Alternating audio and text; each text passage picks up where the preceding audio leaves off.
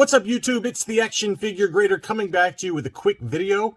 And I got to meet a lot of the guys from Rogue 5 Toys in person, as well as some other folks, some Patreon supporters. I didn't go to the toy convention that was here in town, but there were lobby sales. And I did pick up a few items that we're going to show you at the end of this video, as well as a few items that I picked up from Rogue 5 Toys over the last few months. And I said, hey, just hold on to them until you come into town and you can give me all of the items then. So it's a pretty nice haul, and so stick around for the end of that. As always, thank you to my Patreon supporters. You guys allow me to make more and better videos, and if you like this kind of stuff, talking about the toy community and recent pickups, please consider leaving a like for this video and subscribing to the channel. It really helps out things. Let's talk about the awesome weekend I had. I got to meet, again, the guys from Rogue 5 Toys. I buy a lot of my vintage Star Wars stuff from them, and they do great service, as I've talked about in many videos, probably to your chagrin. This is their logo. Make sure to go check them out on Facebook. It's an awesome Facebook sales page. There's lots of good deals there. As you saw in my recent unboxing from CAS, I picked up a 21 back A Death Star droid, as well as a 48A back Cloud Car pilot. And that's just two of probably way too much stuff I bought over the last few months, or even over a year now, from Chris W. and the other guys at Rogue 5 Toys. Again, check out the video description for a link to their sales page. I just can't speak highly enough about them. And here's a photo of us in the hotel lobby. This was on Friday night after the first day of the convention. And here I am with my stupid face, my stupid grin. I don't know what I was going on there. I look like I'm constipated in that photo. But right here, we got Chris, we got Shane, we got Brandon, we got his Chris's brother Charles, and then we got David Sean, and this is Matthew Neef. David and Matthew are Patreon supporters and great guys. I'm so happy to have finally met them in person. And here we are just hanging out. These guys are drinking adult beverages. Rest assured, I'm drinking a sparkling water with lime, because that is how I roll. My grandfather used to call it white lightning. He said, pour me a glass of white lightning. And the first time he said that, I was like, what is that? He grabs my glass, goes up to the refrigerator, and pours himself a glass of water. So I'm a sparkling water and lime guy these days, because I'm old and I don't need to be drinking anymore. But it was great to see these guys. Here's another photo. This is from Saturday evening after the convention had ended. 12 of us went out to an awesome Irish pub, and there were 3 tables of 4. And again, we got Shane, David, Sean, and we got John Walden. We've got Charles, and I apologize that I don't know who this is. I think it's Todd. I think his name's Todd B. So we all had an awesome dinner at this Irish place. This was my table, and again, here's Chris. There's Matthew Neef, and this is Gary Wallace, another Patreon supporter for my channel. Great dude. He's Australian. He was one of the lead developers at Rockstar Games for the Grand Theft Auto series. Just an awesome dude, and this guy could put away the alcohol. Let's just say that. He's like Action Figure Grader circa 2014, putting away the beers. But good for him. I'm glad he's able to enjoy them. But that was my table. And then this is the last table. This is Charles. He's another subscriber of mine. He's a trooper up in New York. We got SC Taylor, Sean. I think this is Todd, actually. I can't remember. So I apologize if I'm misremembering names here. And this, I think, is Chris's uncle, Lewis. And all these guys watch the channel, and just great guys. I had so much fun hanging out with them. I'm definitely going to have you guys over to my house next year before the convention for a barbecue. I think it would be a lot of fun to get you guys over to my house. Check out the collection room, and I let the adults drink the adult beverages, and the children, like me, will be drinking the sparkling water. This was kind of a sneaky photo I took. This was in the hotel lobby on Saturday night. This is Jim Swearingen. He was one of the lead developers at Kenner for the vintage Star Wars line. He came up with a design of Boba Fett. He did like the Kit Bash Boba Fett. He also designed Luke Bespin and a number of other figures.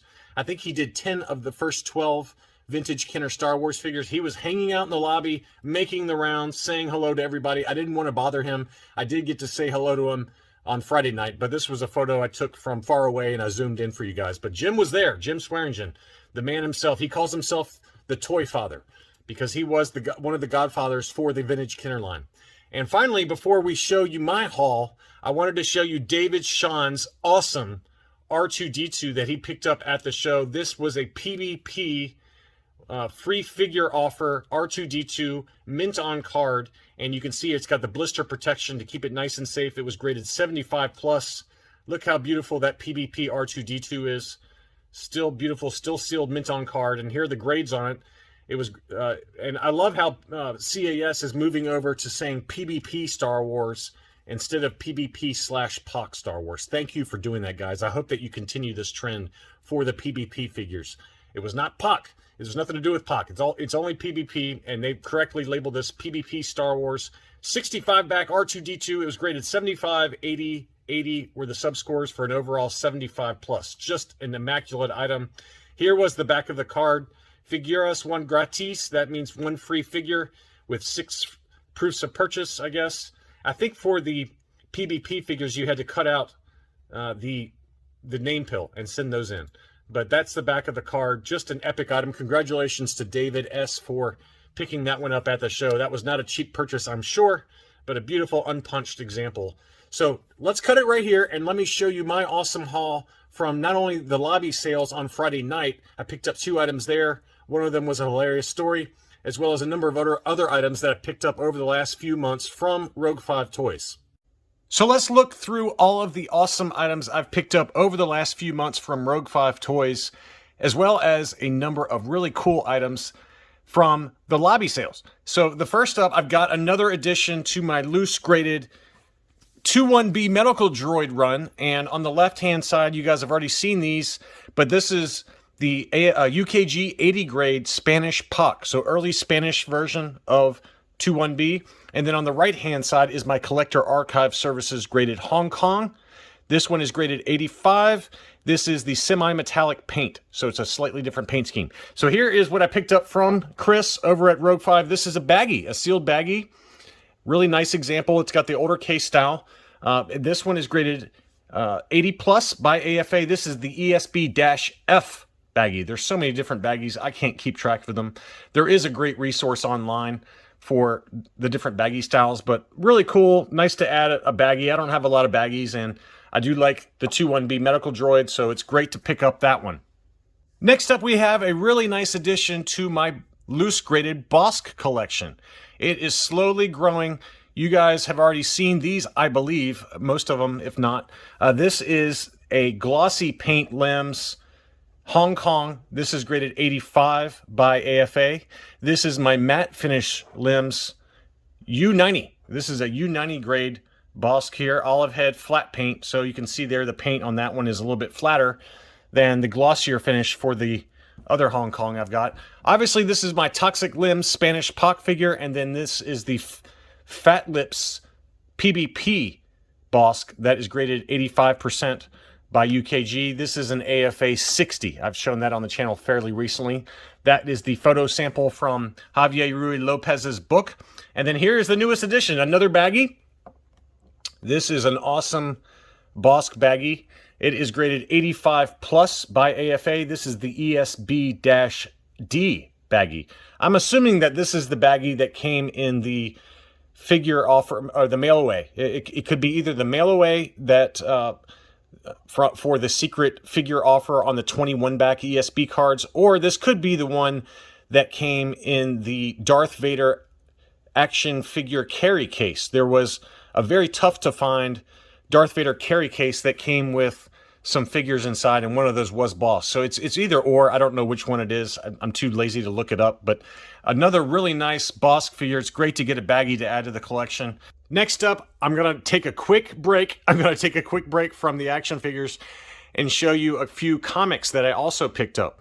And you guys already know about this one. This is one that's been in my collection and one that I've been harping on to purchase. That is Shadows of the Empire #1. This is from 1996. This is a Dark Horse Comics. And I really love this cover. And the reason that I got this one a while back, I think I picked this one up in October of last year. This is the first comic book appearance of Prince Zizor, or Zizor, excuse me. Someone corrected me on that. It's Prince Zizor, as well as the first cameo appearance of Dash Rendar. And it's just a beautiful cover. And I told myself, if I ever found a fair deal on this, I'm going to go ahead and get a second copy of it. And that's what I did. I picked this one up from Chris. He didn't want it anymore. I paid him what he paid for it. But I do have a second copy now of Shadows of the Empire #1. I just think that Prince Xizor is a no-brainer to make it into Disney content eventually. He's a great villain. He's a Feline prince. And, there's not a lot of good opportunities to add new and exciting villains. And he's got a back history. And he's already been brought back to Marvel canon within the Crimson Reign series. So I'm excited to get a second copy of that. Now, I also wanted to show this one because this is a book I've been telling people they need to get. And so I finally put my money where my mouth is, and I found a couple of these. This is Star Wars The High Republic Adventures Annual #1. This came out in December of last year. And this is a first comic book appearance of a number of important characters within the High Republic universe, most notably who is on the cover. That's Bel Zettifar. He's like a Jedi Padawan, just became a Jedi Knight type thing. And that's his Charhound, Ember. He is like a dog wolf type thing that shoots fire out of his mouth. And he's kind of like his guardian. But this is a exclusive. This is That Dude Comics Edition exclusive. This is the color version. A beautiful cover. And there was not many of these made. I think that there were 1,000 printed. Don't quote me on that, of the color. And then there was also this one, the sketch version. And you can see there it says sketch edition. So I picked these up directly from thatdudebooks.com. He still has a few of the sketch editions available. All of the colors sold out immediately, but I wanted to go ahead and get both. It's also the first comic book appearance of Indira Stokes as well as Porter Engle. Both of those are Jedi within the High Republic universe, and all of them are important characters. So I would really recommend, if you like the High Republic universe, I would recommend picking those books, or picking up the High Republic Adventures Annual #1 fairly soon, because this book is going to go up. I can promise you that, because Bel Zettifar is one of the main characters. He's like the Luke Skywalker from the High Republic universe. And when that live action content comes, he's going to have a big role. This is the That Dude Books exclusive. As I've mentioned, there's also a Things from Another World exclusive. I've got 2 of those at presser right now. There's also the standard cover, and there's also an IDW exclusive, online exclusive. So there's a number of different covers available. None of them are cheap, but I would recommend trying to pick one of them up sooner rather than later, because I'm a big believer in this book. This is one of the big keys within the High Republic universe, and the cover on this one specifically is just incredible. I've got the standard cover, but this one blows that one away. So as I mentioned, there was lobby sales. And what are lobby sales, you ask? Well, after the convention's over each day, folks bring out stuff into the hotel lobby, and it's just what you think it would be. It's kind of a Wild West where people just have pop-up kind of tables set up with their items for sale. And I forgot that I did have one other loose graded figure I picked up at the convention on Friday night. And so the first one I wanted to show you is this one. This is one I picked up on eBay. This is a R2-D2 sensor scope. And this one, what's unique about this one is that this is a 1977 date stamp, Hong Kong. So most of these have a 1978 date stamp, apparently, but this is a 1977, and really nice to add that one to my collection. But this is the one I picked up at the sale, and I was leaving to go home, and I see Chris's brother Charles, who's one of the guys who runs the Rogue 5 toys, and he's hovering around this guy in a sketchy parking lot transaction, and I kind of walked in and swooped this one up, much to Charles's chagrin. But he did let me have it, so thank you, Charles, for not hogging everything. He bought something like 14 mint-on cards from this guy because he had such great prices, and he's dealt with them in the past. Well, this is one of the items that he had. This was an AFA 80 R2-D2 sensor scope, but this is the no COO version. And this guy had it in a box just sitting on the asphalt in the parking lot of the hotel. And I was like, how much is this? And he said, $100. And I said, sold. So luckily, Charles did not hog everything. He let me have this one. I paid $100 for it, which I thought was a great deal. And so the no COOs were probably produced either at the Palatoy factory or one of the European factories.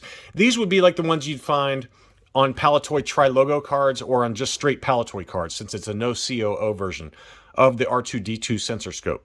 So pretty cool to have a 1977 date stamp, Hong Kong, as well as a no COO version. I could not make out what year is on the bottom of this. It's just impossible to see. I'm assuming it's a 1978 since that's the most common. But either way, it's nice to have 2 different variations, countries of origin, for the R2-D2 sensor scope.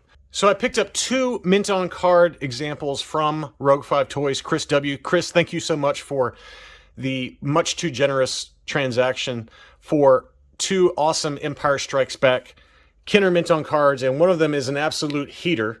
This is the 41 back A Star Wars action figure survival kit offer of Leia Hoth. And look how beautiful this example is. I apologize that I have this in a star case, but I'm trying to minimize handling of it until I can get it graded.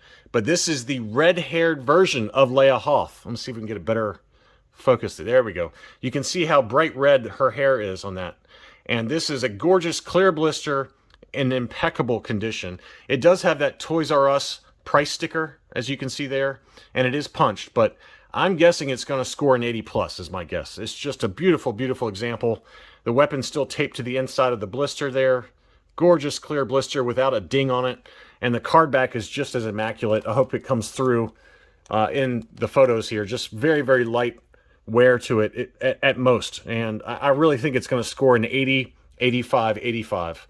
It's just a beautiful example. I'm going to send this off to Collector Archive Services for grading in the next week or so. But just a wonderful example. And Chris, I can't thank you enough for that. And then the second one that I picked up from Chris is the same card back, the 41A for Dengar. And this is also a clear blister. And here it is. It does have one little ding, as you can see on the top of the blister there, right there. That is really the only major flaw to it. I think it's going to score a low 80 is my guess. It'll probably be an 80, 75, 80 because the weapon is starting to come loose from the tape inside the blister. But it's clear blister, really difficult to find this. And this one is also unpunched. It does have the Toys R Us price sticker again, but this is an unpunched Dengar.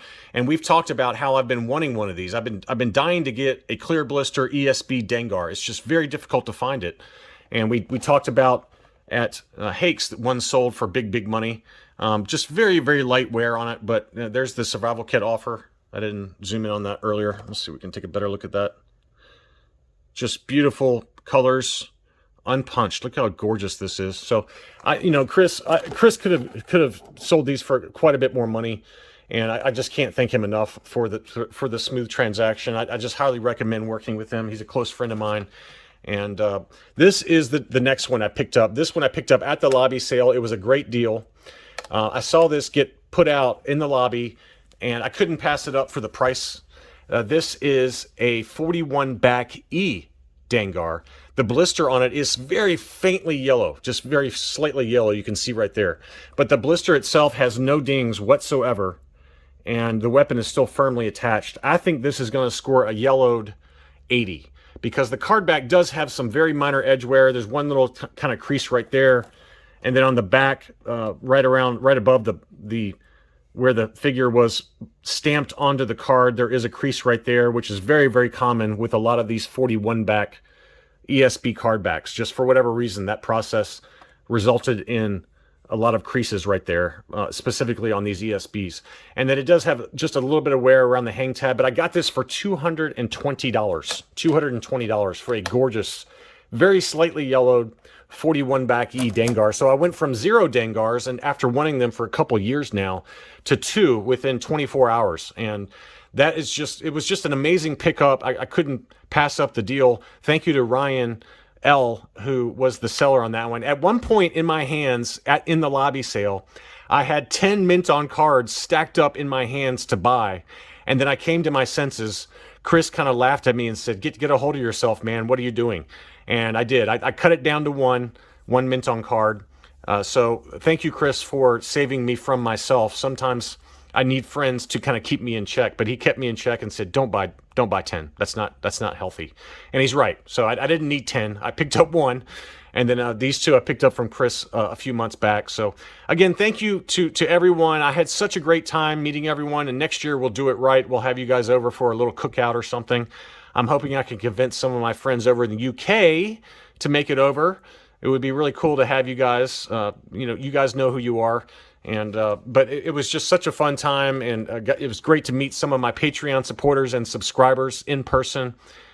Those opportunities don't come around often. I slept 9.5 hours last night. I was so exhausted.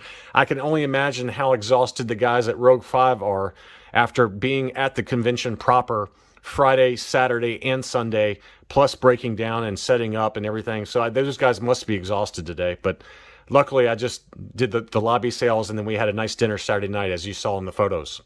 That's all I really had for this video. I just wanted to show you some awesome pictures from the toy community, as well as these awesome pickups from Rogue 5 and at the convention. Thanks again for watching, and I'll be back soon.